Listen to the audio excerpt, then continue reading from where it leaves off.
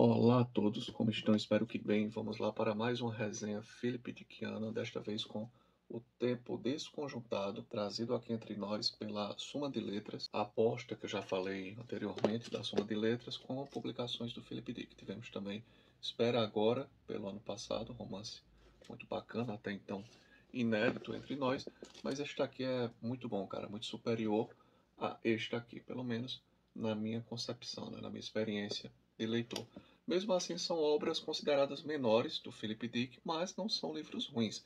São obras consideradas menores dentro de seu maravilhoso conjunto de obras. Vou destacar como este livro, O Tempo Desconjuntado, ele tem um pouco a ver, né, com filmes que vieram em seguida, a exemplo de O Show de Truman, 13º Andar, e me lembrou o mote de um romance do Thomas Pynchon, que se chama O Arco-Íris da Gravidade. E eu vou explicar por quê. Vamos lá dar uma analisada neste livro. Tentar fazer algo não tão profundo para não deixar o vídeo muito extenso, fazer algo mais superficial, mas mesmo assim haverá revelações sobre o enredo. Então quem não gosta de spoiler, porque pretende ler o livro e não quer spoiler, então não continua o vídeo, né?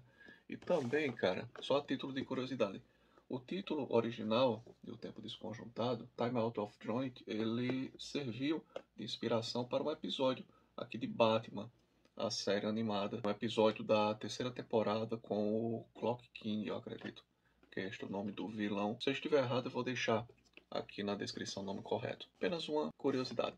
Enfim, vamos lá, dando continuidade a este vídeo de uma forma mais tradicional aqui no canal, folheando o livro enquanto eu converso. Então, vamos lá. Inicialmente, quando a gente observa, né, o título e pelo nome do autor, imaginamos que aqui estaremos diante de viagens temporais ou talvez de múltiplas realidades, né, se sobrepondo um ao outro, o tempo desconjuntado ou o tempo fora de articulação para partirmos, desarticulado, né, para partirmos de uma tradução mais literal do título original. Mas o tempo desconjuntado também ficou muito legal.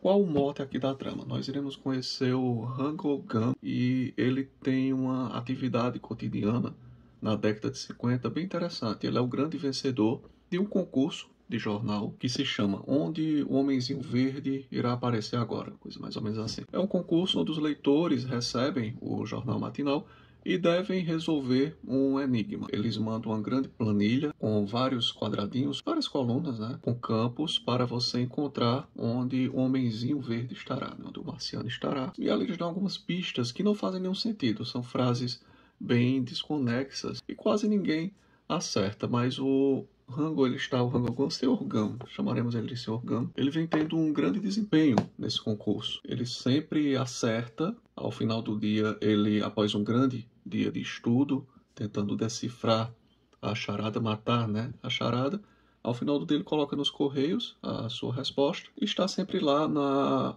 pole position do grande vencedor do concurso. E isso torna uma celebridade local, não apenas local, mas ele começa a perceber que aparentemente seria uma celebridade nacional. Então ele começa a perceber que alguma coisa está errada, cara.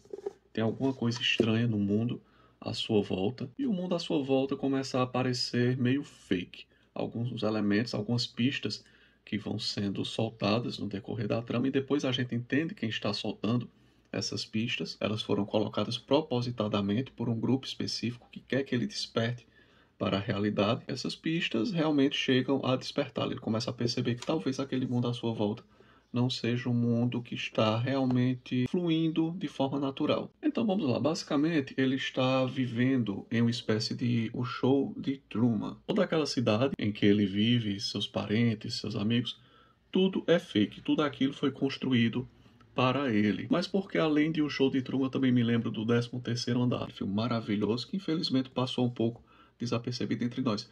Porque não apenas ele é afetado por aquele faz de conta, todas as pessoas que estão ali também são afetadas. Elas acreditam que aquele mundo é o mundo real, que aquela cidade realmente existe. Mas o que é que houve? E aí vamos lá para não ficar de tanta enrolação em rame-rame.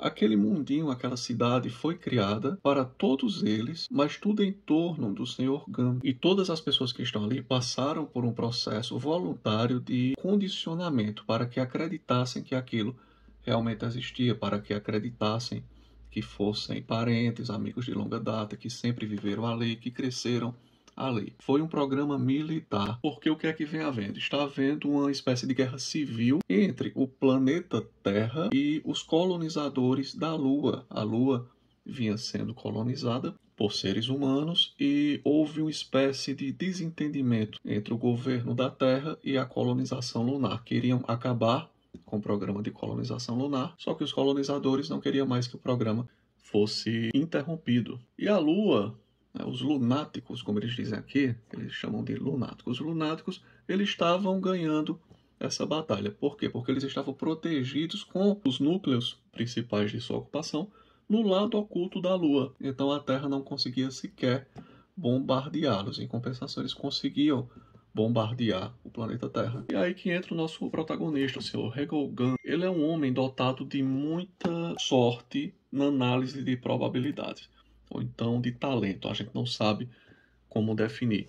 Ele era um homem muito bem sucedido prevendo moda. Ele previa que determinado item de consumo, determinado item de moda, iria agradar a um público específico. Por exemplo, este chapéu fará muito sucesso entre as mulheres daqui a 2 meses. Então, acertando qual produto teria sucesso, ele ganhava muita grana. Só que depois perceberam também que ele tinha um talento para adivinhar também, dentro das possibilidades que lhe eram oferecidas, onde iria cair determinado foguete, determinada bomba, determinado ataque dos lunáticos. Então ele passou a trabalhar para os militares, adivinhando como seria isso. Só que com o tempo, cara, ele passou a perceber que talvez a Terra não estivesse correta no seu posicionamento contra a exploração interplanetária, neste caso começando pela exploração lunar. Ele se tornou um defensor da exploração lunar. E tinha sido dele há muito tempo uma ideia de tentar viver em um mundo que parecesse o mundo dele quando criança. Ele era criança na década de 50, o romance aqui se passa, a história real, né, o mundo real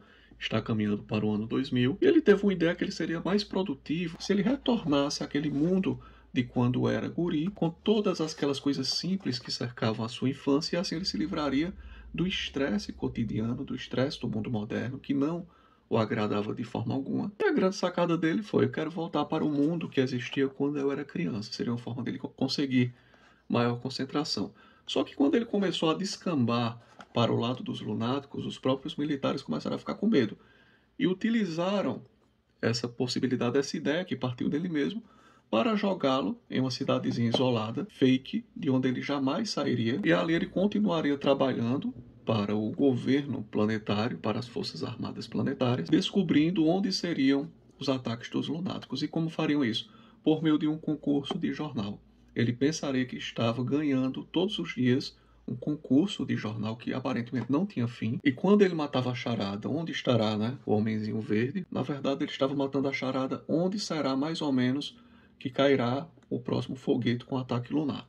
Então eles levavam para lá uma bateria antimíssil, anti-ataque, e conseguiam assim se defender. Então, daí é que eu disse que tem um pouco aqui de Thomas Pynchon com o arco-íris da gravidade. Aqui neste romance do Thomas Pynchon nós temos o protagonista que consegue descobrir onde o V2 do Reich cairá no território londrino, na Inglaterra, né? Onde será o próximo ataque, para onde o V2 está assim caminhando, mas por meio de ereção. Ele começa a ter uma grande ereção, então ele sente que ali haverá o ataque. Então essa previsibilidade de ataque armado, aqui presente em O Arco-Íris da Gravidade, me lembrou muito O Tempo Desconjuntado. Cidadezinha fake, lembra um pouco do Show de Truman. E como todos estão envolvidos, né, a gente vai lá para a simulação, para o mundo simulado do filme 13º Andar. É uma trama bem interessante, cara. Se isso aqui fosse bem adaptado para um filme competente, daria um filme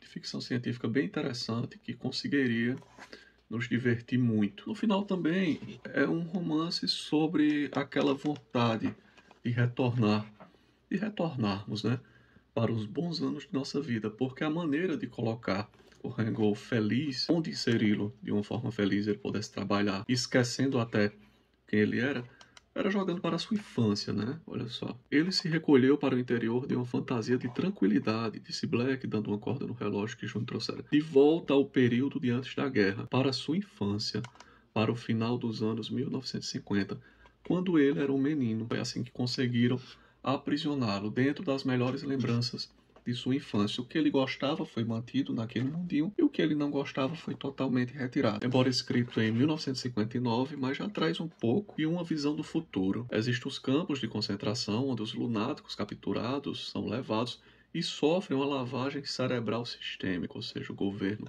da Terra diz, olha, nós vamos fazer um bem para você. E aí lembra muito nossos tempos atuais. Tanto que ele diz, a lavagem cerebral sistêmica não recebia esse nome.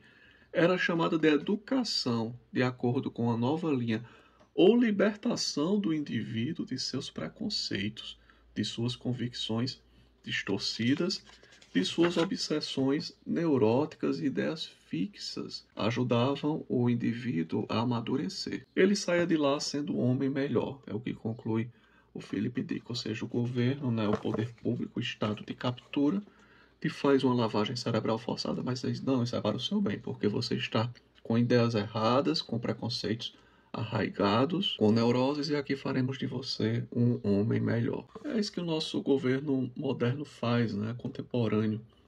Ele brinca com a semântica. Vamos chamar o PL de censura de PL da censura? Não, claro que não. Vamos chamar o PL de combate às fake news.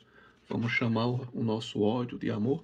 E por aí vai, vamos chamar o nosso totalitarismo, a nossa sanha fascista e totalitária, de busca por justiça social. E as pessoas realmente caem nessa e começam a passar por um processo de lavagem cerebral coletiva. Enfim, é uma história muito simples, resumidamente é isso que eu estou repassando aqui.